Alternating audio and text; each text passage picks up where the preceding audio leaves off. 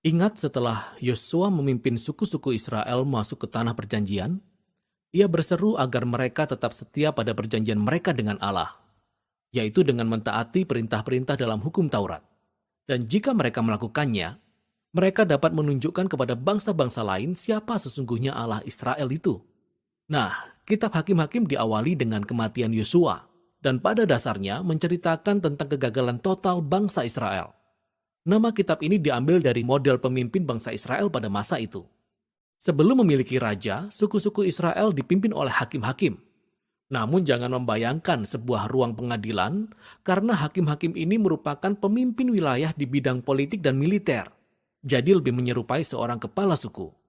Dan perlu diingat, kitab hakim-hakim ini sangat meresahkan dan penuh dengan kekerasan, karena menceritakan kisah tragis tentang kerusakan moral bangsa Israel, tentang kepemimpinannya yang buruk, pada dasarnya bagaimana mereka menjadi serupa dengan orang-orang Kanaan.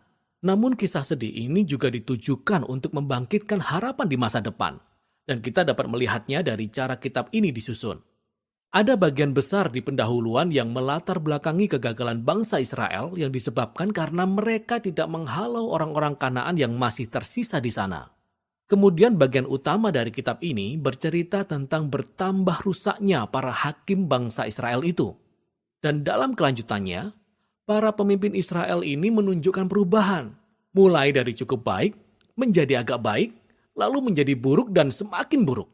Bagian penutupnya malah sangat meresahkan dan benar-benar memperlihatkan kejahatan bangsa Israel secara keseluruhan. Mari kita dalami dan telusuri setiap bagian ini lebih lanjut. Bagian pembukaan diawali dengan suku-suku Israel yang menempati wilayah mereka masing-masing di tanah perjanjian. Walaupun Yosua sudah mengalahkan kota-kota penting di Kanaan, tetapi masih ada banyak daerah yang harus direbut dan banyak orang Kanaan masih tinggal di situ. Jadi pasal 1 memperlihatkan sebuah daftar panjang dari penduduk Kanaan dan kota-kota yang belum dihalau oleh bangsa Israel dari negeri itu.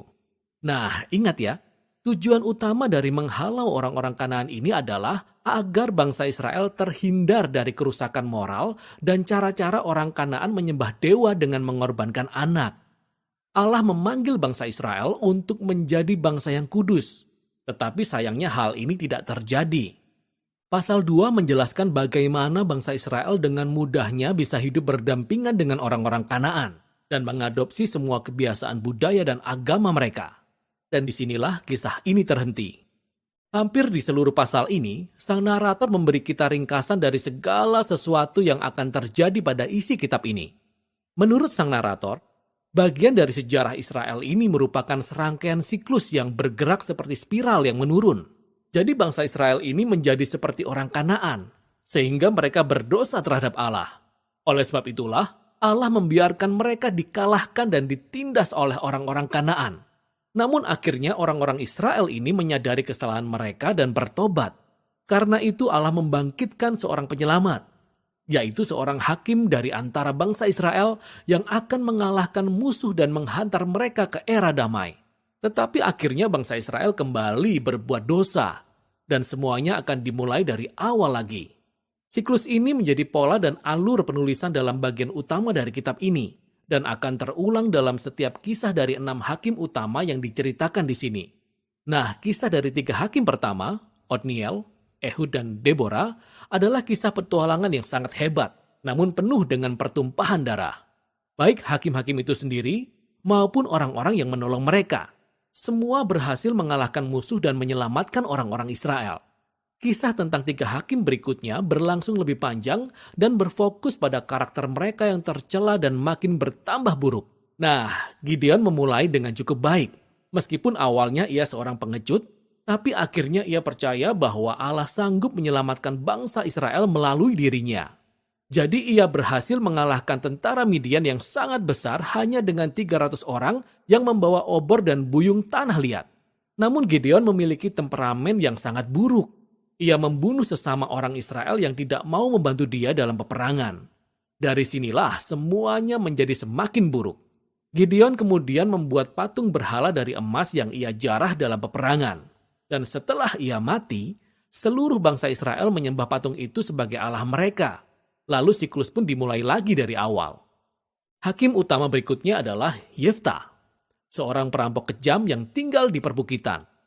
Ketika keadaan bangsa Israel sudah sedemikian buruknya, para tua-tua Israel datang kepadanya memohon bantuan.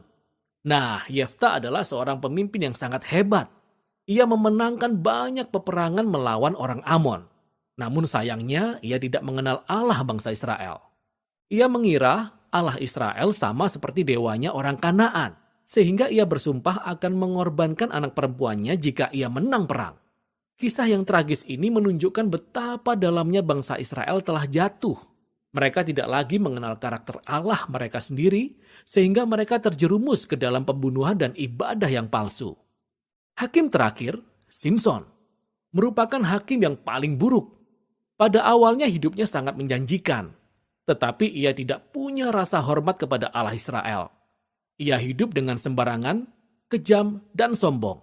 Simson memang memperoleh kemenangan yang brutal dan strategis atas orang Filistin, tetapi ia menang dengan mengorbankan integritasnya sendiri. Dan hidupnya berakhir dalam sebuah pembunuhan massal yang mengerikan. Nah, ada catatan singkat di sini. Kita dapat melihat sebuah tema yang berulang di bagian utama kitab ini, yaitu pada saat-saat yang menentukan.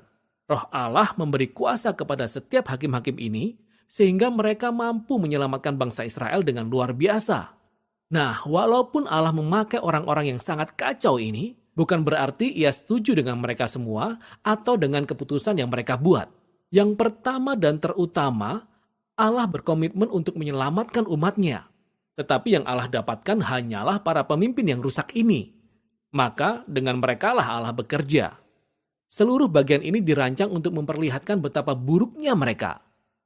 Kita bahkan tidak lagi bisa membedakan antara orang Israel dengan orang Kanaan. Dan itu baru para pemimpinnya. Bagian terakhir menunjukkan bagaimana bangsa Israel secara keseluruhan mencapai titik terendah. Di bagian ini ada dua kisah yang sangat tragis. Dan kisah ini bukan untuk orang yang lemah hati. Kisah ini disusun dengan kalimat penting yang diulang sebanyak 4 kali di akhir kitab ini. Pada zaman itu, tidak ada raja di antara orang Israel. Dan setiap orang berbuat apa yang benar menurut pandangannya sendiri. Kisah pertama menceritakan tentang seorang Israel bernama Mika, yang membangun kuil khusus untuk penyembahan berhala. Kuil ini kemudian dijarah oleh pasukan khusus yang dikirim oleh suku Dan.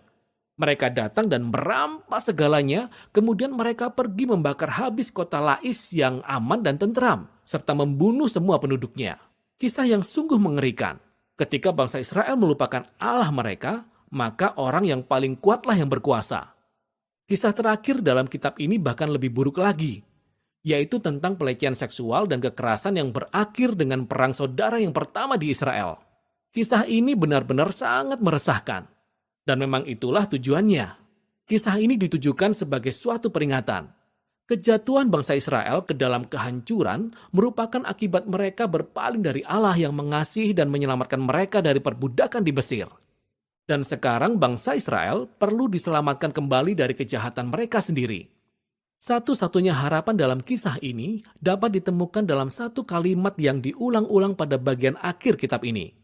Sebenarnya ini merupakan kalimat terakhir dalam kisah ini. Tidak ada raja di antara orang Israel. Kalimat ini melandasi kitab berikutnya yang menceritakan tentang asal-usul keluarga Raja Daud, yakni kitab Rut. Dan juga asal-usul kerajaan Israel, yakni kitab 1 Samuel.